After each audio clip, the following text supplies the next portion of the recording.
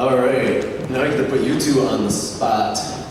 We are here to talk about, we'll call this like an accelerator for business valuation and exit readiness today. We've got 1 hour, lunch will be here, and that's when we'll start to lose some people's attention. So if I could put you two on the spot with starting out with a little story, but I'm gonna make it simple for you. We'll start with Mike. I remember years ago, you and I talking about doing something like this, like helping other business owners learn what we've learned in business about growing value and selling. And you've been through the full cycle of it personally and helping others do it. So maybe just a little story of like what brought you here today, and like what got you interested in this topic. Sure. I like how you said I want to start with simple and you thought of me. Yeah. Mike Maddox, and my story is that I ran and operated a company called ASK, which was an IT and cybersecurity company here in Lansing, Michigan. Took that over in 2004, left IBM to take over running a small entrepreneurial company, about 6 people.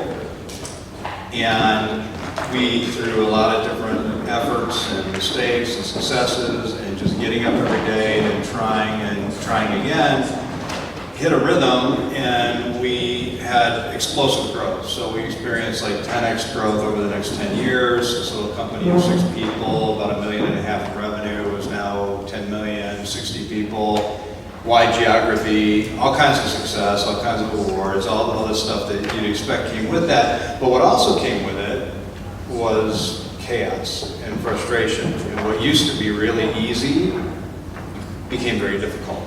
So I found myself thinking, you know, I wanted to own a business, but I feel like the business owns me. And I'm pushing it up a hill. And nothing is simple anymore. And so, and I'll get into more of this, I think, in a bit. I knew we had to do something. So we did 2 things.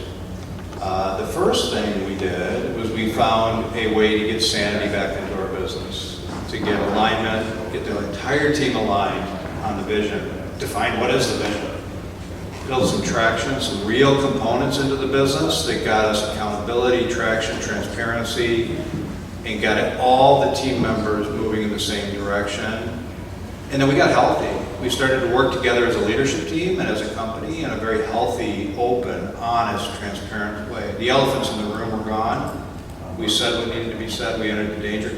We did all that through the Entrepreneurial Operating System, EOS, if you've heard of it. How many of you have heard of the EOS? Okay. So if you've read the book Traction, Gino Wickman, that's what we implemented. I became fascinated by that. So we were healthy. And I knew, my partner Leo and I knew that, much like Matthew was saying, we knew that it was a disservice to our company to just ignore, how do we exit? We knew that we were saying, you know, if we don't plan something, we're basically planning for this thing to just disappear. So we engaged Ruben's team at Washington Avenue Advisors, and they worked with us for over a year and identifying what are the value drivers, what is your business worth, and how do you measure that? And what are the real value drivers of your business, and how do you plan for exit, and what does it look like? Ultimately, the rest of my story is we were acquired. So in 2021, sold the business to a large multinational company called Convergence Networks, private equity backed out of Boston, locations throughout the US and in Canada. I had already started informally coaching EOS to our clients. Accidentally, they started inviting me to come out and talk to their leadership team. You guys are different. You guys seem to be clicking. What's going on? I'd come meet with the leadership team, tell them my experience, and they would become interested. They'd start working with an implementer or implement themselves. They would start their journey. And then a couple of them said, will you coach us? So I went and got my franchise. I started coaching a couple of clients, you know, in my spare time. Sold the business. The idea was, okay, Mike, great. We need you for a while. We want you to help transition ASK into Convergence. And then you can go coach, because we see you want to do that. You want to help other businesses, other entrepreneurial companies.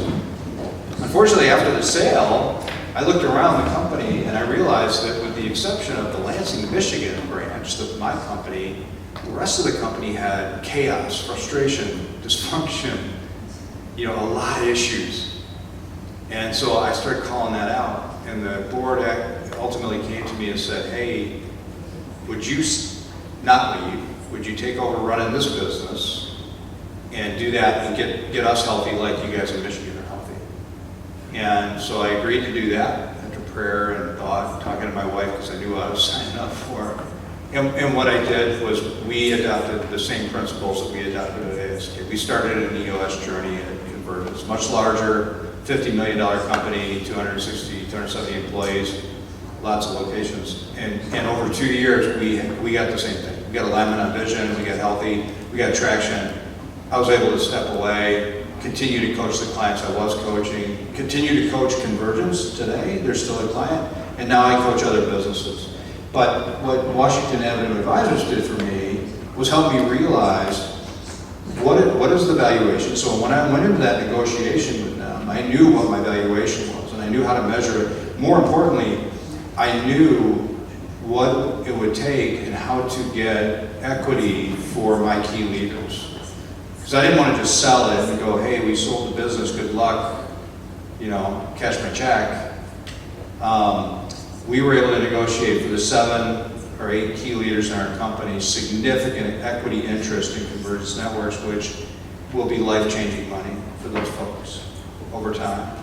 And that would have not have happened had we not worked on this. So. Nick and Brian and I at Washington Advisors, I say that hearing a story like that is so amazing to us. Thank you for sharing that. That for us, that pulls at my heartstrings to hear you get to talk like that. And I remember when we were working through this with you, talking about, we were kind of joking, we're like, what if we get through this and then we work together to help other business owners with this? Neat to be doing that with you. Brian, we get to put you on the spot a little bit. Just a little story about what brings you here and what's got you so interested in helping business owners with their valuation and their exit. Yeah, so my name's Brian, partner with Washington Avenue Advisors, and to get right to the point, I think what we really enjoy doing is seeing stories like Mike's. So we really enjoy seeing business owners have successful exits that allow them to pursue all the things that they enjoy and reap the benefits of all their hard work over years. And even more so when they get to go help others do it too. Yeah, absolutely. So all of that is what really motivates us, and I think it's something that we found we were doing. We had been doing it for a while, but we weren't doing it in an intentional way. So we decided that if this is something that we really enjoy and it's something that we're already doing, let's be intentional about it. And that's what we're doing now. You doubled down on that with the EPI Exit Planning Institute, some training, and the CEPA designation. Can you just tell them what that is a little bit? Yeah, so CEPA stands for Certified Exit Planning Advisor. And it goes back to our point about being intentional. So if we were going to be intentional about helping business owners, then we needed to develop infrastructure and framework for how we were going to deliver that. And CEPA was a way for us to pursue that. So CEPA is a designation that is put out by the Exit Planning Institute, some of the leading experts in this space. And it not only provided knowledge and a framework, but it also really provided us a common language that we could use to communicate effectively with business owners. And that's the real value that we found from doing that designation and the work that we're doing with business owners now. Thank you. And we'll get the slides up here. Each of these guys are gonna have about 10 minutes of content, Q&A. This is gonna be pretty informal. I'll keep it moving. Quickly, my story, why this interests me so much. I started my first business very young while I was at Michigan State in my 20s. No idea what I was doing. I decided at 29 I wanted to sell it. I had no idea what I was doing there either. I did have, fortunately, a fairly successful sale at 30 years old. So Matthew, who's still here, when you said you had 5 multi-million-dollar business deals before 30, I had this one. And this one turned out well. I sold my first business at 30, but what I learned going through that and what I've learned from Brian and hanging out with guys like Mike and Brian and our team that works with business owners to help them implement the 8 drivers to grow the multiplier of the I didn't know any of that at 29, 30 years old. I just put it out and I sold it, got the best offer. I look back and I realize, boy, when I run the numbers back, I did about a 2.2 multiplier on my unit at the time. We were a contracting business. If I would have understood the 8 drivers and how I could have grown that, if I would understand the 6 keys of operational success, if anybody was talking to me like that back then, I would have been all over. I probably would have stayed in the business about 2 or 3 years longer because I would have been so excited about getting a higher multiplier and selling a healthier business. So for me, that's the story, is like, I had a decent sale, but I could have had a much better if I knew what they're gonna share today. So we'll get the slides going. Brian, we're gonna segue right into you if you wanna get it started, but I'll get your slides up. Yeah, absolutely. So I'm gonna try to be a quick learner here and take Matthew's advice and give you guys a couple of stories today instead of all my jargon. So this last month, during our webinar in May that we did, we had introduced you to the 8 drivers of business value. And I'm going to pick on one of Matt's points, which was to find the thing that makes you unique in your space, what makes you one-on-one, and really focus on that thing.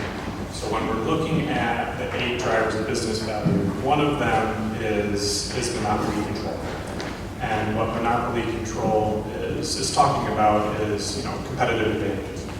So when we're thinking about competitive advantages, you can think of it as the moat that you can build around your company. And the bigger the moat, the more pricing control you can have. Pricing control leads to better margins, better profits, better value, all the good things that you can think of. So when you have something that makes you unique, focus on that niche as much as you possibly can. Be that one-of-one.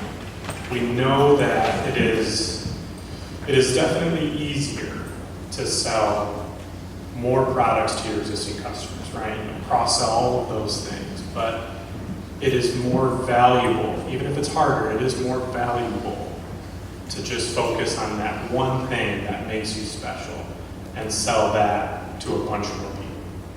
So I wanted to revisit a story that Nick had told during the webinar about Stephanie Breedlove. And I want to look at that this time through the lens of monopoly control and competitive advantage that she was able to create.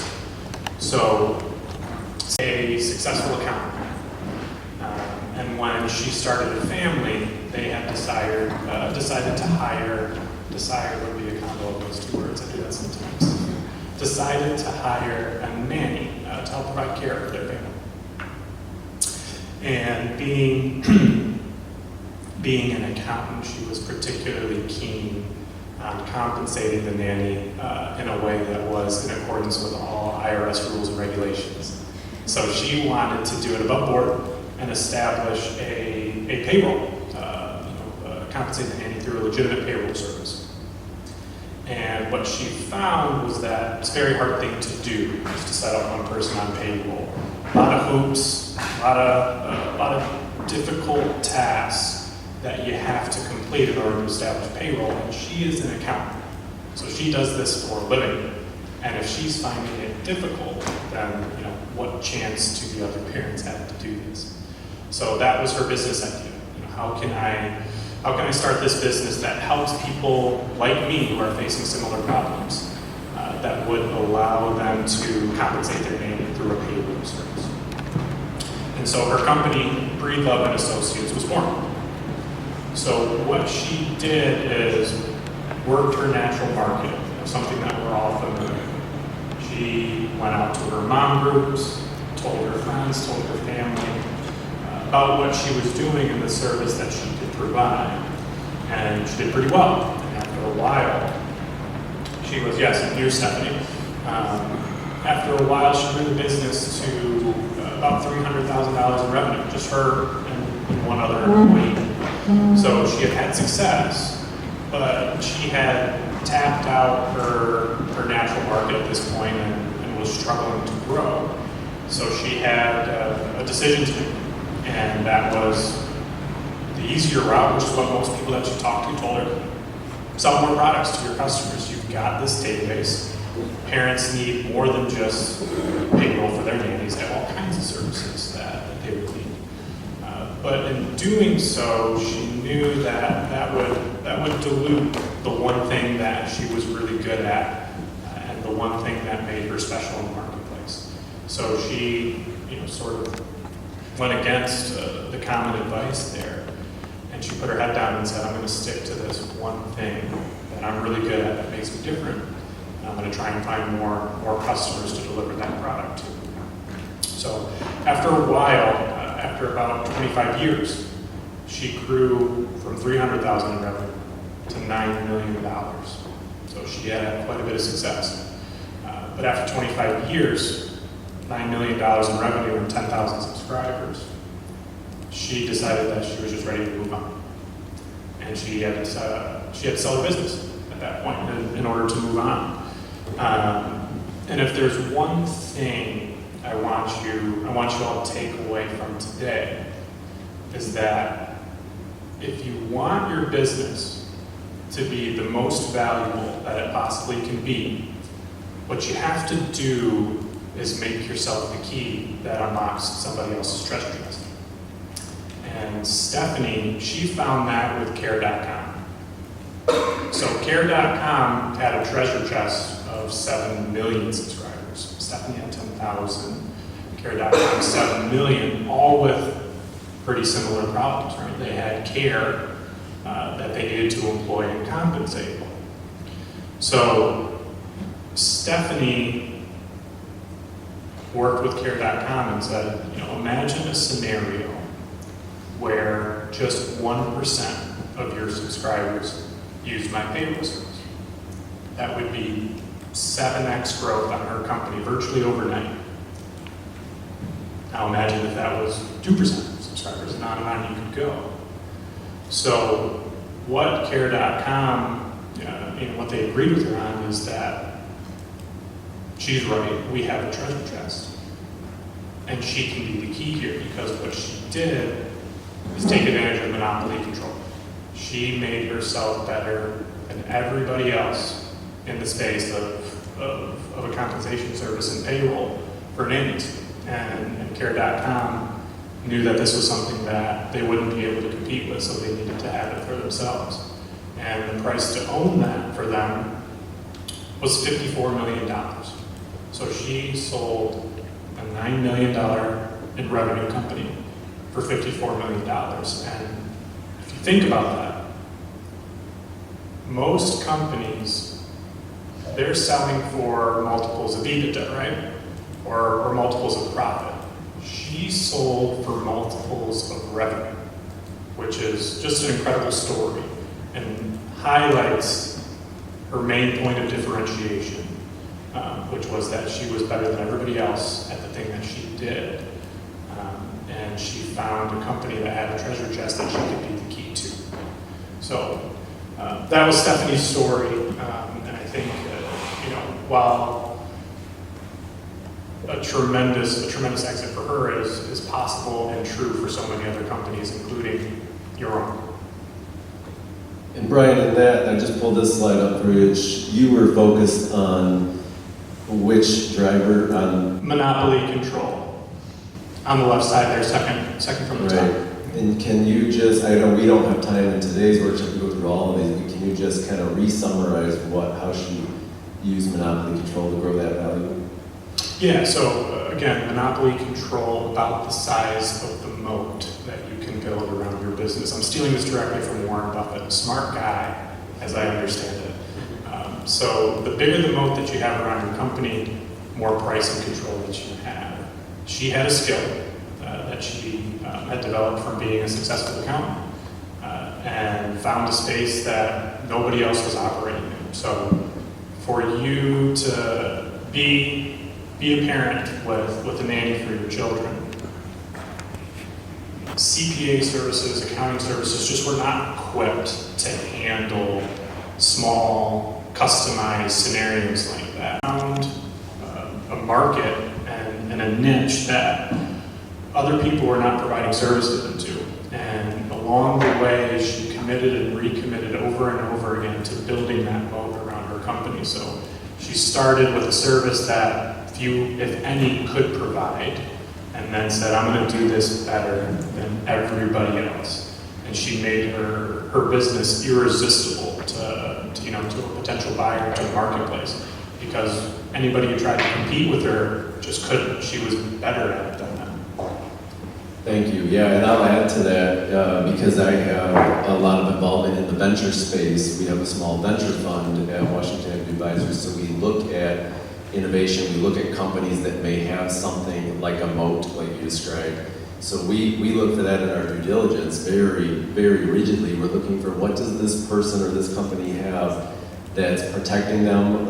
Is it defensive? Is it offensive? What's going to make them the first or the fastest to do this, or the best or the cheapest? Like, we're always looking for that, and that's that moat they create that creates value multiplier. Yeah, absolutely. And what I would add is that to take advantage of monopoly control does not mean that you have to have a unique product. If you have something that is more of a commodity or is offered by many other providers, you can focus on the service that your company provides in a different way that makes you different. So essentially, you're asking the question and trying to answer the question, why do people buy from me? And what makes me different than the other company down the street with a similar product or service? And if you can answer that question, that is the thing that you can highlight. One strategy to understand what that is, talk to your best customers, like Matthew had said.